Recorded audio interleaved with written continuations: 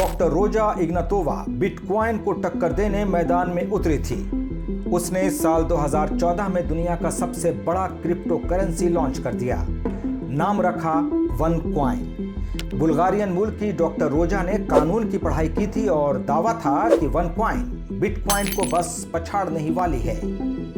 बातचीत में चतुर और शानदार मार्केटिंग टीम की मदद से डॉक्टर रोजा ने कुछ ही दिनों में करोड़ों रुपए के OneCoin बेच दिए। उसे क्रिप्टो क्वीन कहा जाने लगा।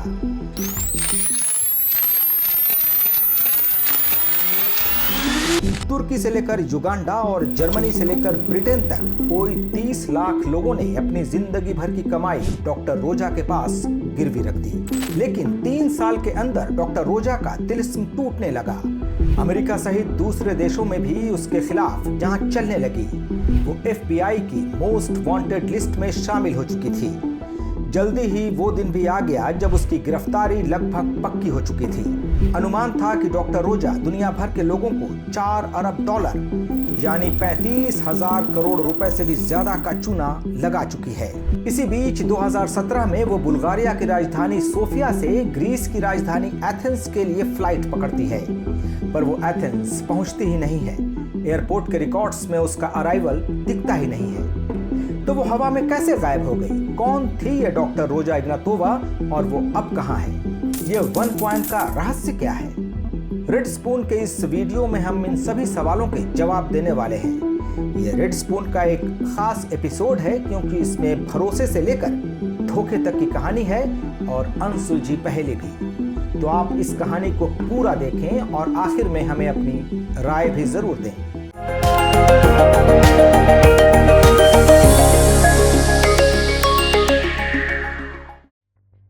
साल 2008 के फाइनेंशियल क्राइसिस के बाद दुनिया भर के लोगों का भरोसा बैंकों से उठने लगा था।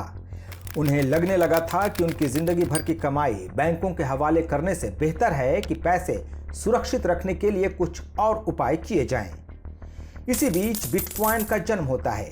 देखते ही देखते ये पहली क्रिप्टो करेंसी परवान चढ़ने लगती है। लेकिन बिटकॉइन के साथ दिक्कत थी कि लोगों ने इसके फाउंडर सतोशी नाकामोटो को देखा तक नहीं था। और तभी डॉक्टर रोजा लोगों को नया क्रिप्टो प्रोजेक्ट पेश करती है। नाम है OneCoin और डॉक्टर रोजा का कहना था कि ये 2 साल के अंदर बिटकॉइन से बड़ी करेंसी बनने वाली है, यानी बिटकॉइन किलर। डॉक्टर रोजा की पर्सनैलिटी को देखते हुए लोगों ने भरोसा कर लिया। आखिरकार वो ऑक्सफोर्ड से पास आउट थी, जर्मनी से PhD की थी और मैकेंजी कंसल्टिंग जैसी कंपनी में नौकरी कर रही थी। वो सतोशी की तरह अदृश्य भी नहीं थी। लोग उसे देख सकते थे, बात कर सकते थे। उस पर भरोसा न करने का सवाल ही पैदा नहीं होता था। OneCoin को उम्मीद से कहीं ज्यादा कामयाबी मिली। डॉक्टर रोजा चीन से लेकर अमेरिका और ब्रिटेन के अलावा अफ्रीकी देशों में कॉन्फ्रेंस करने लगी। जिन देशों में वो नहीं जा पाती वहां उसके वीडियो संदेश दिखाए जाते। इस दौरान वो ज्यादातर वक्त बुल्गारिया की राजधानी सोफिया में ही बिताती थी। वहां उसका विशाल ऑफिस भी था। लेकिन ये OneCoin आखिर था क्या? दरअसल ये सीधे क्रिप्टो खरीदने जैसा आसान नहीं था, बल्कि डॉक्टर रोजा ने लोगों को एजुकेशनल पैकेजेस खरीदने को कहा। ये फाइनेंशियल एक्सपर्टीज बताने वाले पैकेजेस थे। जिस पैसे से वे इन पैकेजेस को खरीदते, कहा जाता कि उसके बदले उन्हें OneCoin मिल जाएगा। बाद में एक खास एक्सचेंज पर लोग इस OneCoin को ट्रेड कर सकते थे। ग्राहकों की हैसियत देखते हुए पैकेजेस $100 से लेकर कोई लाख डॉलर यानी 1 करोड़ रुपए तक में बेचे गए। OneCoin को उम्मीद से कहीं ज्यादा सफलता मिलने लगी और लॉन्च होने के पहले ही महीने में कोई 3000 लोग इससे जुड़ गए। साल 2014 खत्म होते होते लगभग 30,000 लोग OneCoin में पैसा लगा चुके थे। 2 साल बाद तो OneCoin में पैसे लगाने वालों की संख्या 30 लाख तक पहुंच गई। उस वक्त एक OneCoin की कीमत लगभग $8 तक पहुंच चुकी थी, यानी कोई 700 रुपए। लोग लाखों करोड़ों रुपए के पैकेज खरीदने लगे और डॉक्टर रोजा का कारोबार दिन दूनी रात चौगुनी तरक्की करने लगा। डॉक्टर रोजा इस बीच लंदन के आलीशान घर में रहने लगी। उसकी जिंदगी अचानक बदल गई और वो लग्जरी लाइफ जीने लगी। उसके बर्थडे में बड़े बड़े सेलिब्रिटी आते, वो महंगी से महंगी घड़ियां खरीदती, उसके बॉडीगार्ड उसके शॉपिंग बैग्स लेकर घूमते दिखते। उधर बुल्गारिया में भी उसने प्रॉपर्टी बनाना शुरू कर दिया। समुद्र किनारे विशालकाय मैंशन और करोड़ों रुपए के यॉट। उसके मैंशन में आए दिन बड़ी बड़ी पार्टियां हुआ करती।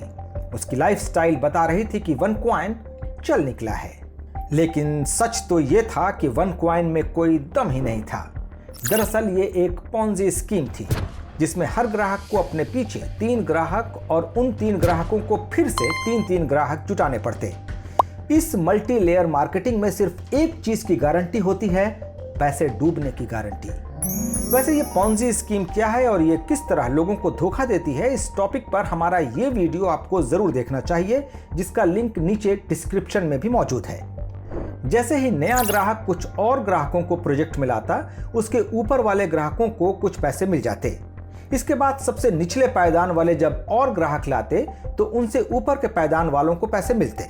लेकिन दरअसल पैसा कहीं भी जनरेट नहीं हो रहा था और ना ही कहीं मुनाफा होता दिख रहा था। लोग इस तरह की मार्केटिंग पर आमतौर पर यकीन नहीं करते, इसलिए डॉक्टर रोजा ने इस पर कवर चढ़ाने के लिए एजुकेशनल पैकेजेस का ढोंग रचा। यानी डॉक्टर रोजा ताश के पत्तों का महल तैयार कर रही थी और अब इंतजार था सिर्फ हवा के एक झोंके का। पर वो हर रोज नए नए हथकंडे भी अपना रही थी। एक बार चर्चा चली कि उसकी तस्वीर फोर्ब्स मैगजीन में छपी है, जबकि बाद में पता चला कि बुल्गारियाई एडिशन में ये सिर्फ एक विज्ञापन था। एक और बात जो ख्याल करने वाली है कि क्रिप्टो करेंसी को चलाना कोई आसान काम नहीं। ये एक एक्सपर्टीज का काम है और इसके लिए एक ब्लॉकचेन की जरूरत होती है। डॉक्टर रोजा ने वादा किया था कि ट्रेडिंग के लिए खास प्लेटफॉर्म बनाया जाएगा, जो कभी भी पूरा नहीं हुआ। जब कुछ लोगों ने ब्लॉकचेन टेक्नोलॉजी के बारे में सवाल पूछने शुरू किए तो उन्हें सेटिस्फैक्टरी जवाब नहीं मिले। उसकी करेंसी का कोई ब्लॉकचेन था ही नहीं, साधारण वेबसाइट और डेटाबेस पर काम चल रहा था। फिर भी डॉक्टर रोजा अपने निवेशकों को समझाने में कामयाब रही कि सब कुछ ठीक चल रहा है। उसके ज्यादातर निवेशक बैंकिंग एक्सपर्ट नहीं बल्कि आम लोग थे, जिन्हें इन टेक्निकलिटीज से कोई लेना देना नहीं था। बल्कि 2016 में तो उसने वेम्बली स्टेडियम में एक समारोह में अपने सभी निवेशकों के वन कॉइन दोगुना करने का भी ऐलान कर दिया। अब जो लोग क्रिप्टो के बारे में थोड़ा बहुत भी जानते हैं, उन्हें पता है कि यह संभव नहीं है। फिर वो दिन आ गया जिसे आना ही था। साल 2016 में एक दिन अचानक वन कॉइन ने अनाउंस किया कि उसका एक्सचेंज काम नहीं कर रहा है और उनके डेटाबेस को कुछ हफ्तों के लिए बंद करना पड़ रहा है। शुक्र था कि कुछ दिनों बाद ये शुरू हो गया, लेकिन 2017 में इसे दोबारा बंद कर दिया गया। इस बार ये हमेशा के लिए बंद हो चुका था, यानी जिन्होंने पैसे लगाए थे वे लुट चुके थे। लेकिन डॉक्टर रोजा लोगों को फिर से भरोसा दिलाने की कोशिश करने लगी।